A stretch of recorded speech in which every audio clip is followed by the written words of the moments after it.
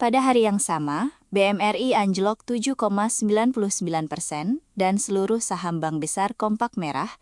Investor institusional global mengucurkan dana lebih dari Rp2,5 triliun ke satu instrumen dari sistem perbankan Indonesia yang sama.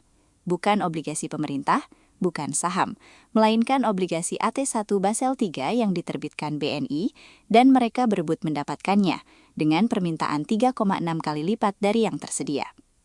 IHSG ditutup melemah 0,92% ke level 6.905 pada Senin 11 Mei 2026. Tekanan datang dari dua arah sekaligus. Sentimen geopolitik Timur Tengah setelah Presiden Trump menolak respon Iran atas proposal damai, serta sikap wait-and-see investor menjelang rebalancing MSCI Indonesia yang dijadwalkan 12 Mei. Saham BMRI tercatat sebagai penekan terbesar, turun 7,99% ke 4.260, diikuti BBRI yang turun 1,84% dan BBNI yang terkoreksi 1,04%. Asing mencatatkan net sell BMRI senilai Rp171,2 miliar di sesi I saja. Namun rupiah yang melemah ke Rp17.414 per dolar AS dan ancaman penurunan bobot MSCI bukan satu-satunya yang terjadi hari ini. Di Washington DC, tim Pertamina baru merampungkan pertemuan dengan Departemen Energi AS untuk mengamankan kontrak pasokan migas strategis. Dan di pasar obligasi global, BNI Securities PTLT mengumumkan keberhasilan penetapan harga AT1 senilai USD 700 juta rupiah, imbal hasil 7,150% dengan oversubscribe 3,6 kali. Dua signal berbeda dari satu sektor yang sama pada satu hari yang sama. BMRI turun 7,99% bukan karena laporan keuangan yang buruk atau skandal. Hari ini adalah ex-date dividen BMRI. Hari pertama saham diperdagangkan tanpa hak atas dividen yang telah diumumkan. Secara mekanis, harga saham seharusnya turun sebesar nilai dividen per saham pada hari ex-date. Ini bukan sinyal panik, ini adalah penyesuaian teknikal yang sudah terjadwal. Yang sebenarnya mencuri perhatian analis adalah besarnya net sell asing di BMRI, Rp171,2 miliar hanya dalam sesi I, di tengah hari ex-date yang sejatinya sudah diperhitungkan pasar. Jika penurunan BMRI adalah murni mekanis, mengapa asing perlu keluar sebesar itu? Data year-to-date menjawab sebagian. BMRI sudah melemah 16,4% sejak awal tahun. Pola itu mendahului hari ini jauh sebelum ex-date. Di sisi yang berlawanan, pasar obligasi global membaca kondisi yang berbeda.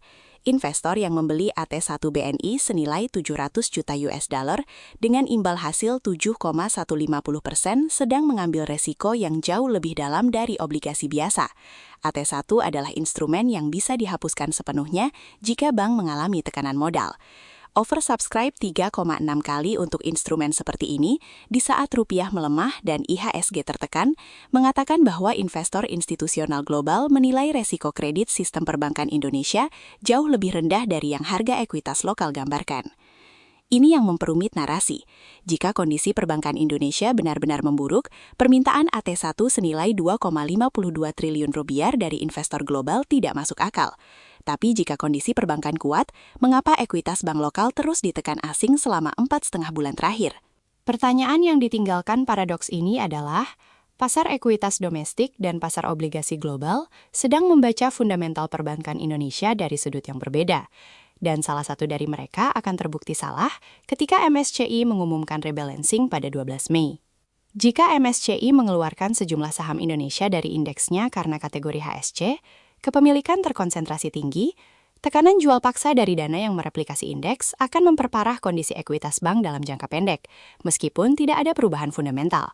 Kondisi seperti inilah yang membuat harga ekuitas dan persepsi kredit bergerak berlawanan arah. Penjualan pasif karena rebalancing indeks tidak mencerminkan penilaian risiko kredit, tapi harganya tetap turun. Preseden terdekatnya bukan dari Indonesia. Ketika FTSE Russell mengeluarkan saham-saham Cina dari indeks-indeksnya pada 2021, ekuitas Cina ditekan oleh arus keluar pasif selama beberapa kuartal, sementara obligasi korporasi Cina grade tinggi tetap diminati investor global yang memisahkan risiko ekuitas dari risiko kredit. Pola yang sama sedang mungkin terjadi di Indonesia sekarang. Variabel yang akan membuktikan atau membantah skenario ini ada dua. Pertama, pengumuman MSCI pada 12 Mei. Jika lebih banyak saham Indonesia keluar dari indeks dari yang diperkirakan pasar, tekanan jual pasif akan memperparah kondisi IHSG terlepas dari fundamental. Jika dampaknya terbatas, momentum beli asing di obligasi bisa mulai diterjemahkan ke ekuitas. Kedua, posisi rupiah di level Rp17.414. Jika tekanan dolar berlanjut di atas Rp17.500 pekan ini, biaya hedging untuk investor asing di ekuitas domestik naik cukup untuk membenarkan terus absennya mereka dari pasar saham, meski mereka hadir di pasar obligasi.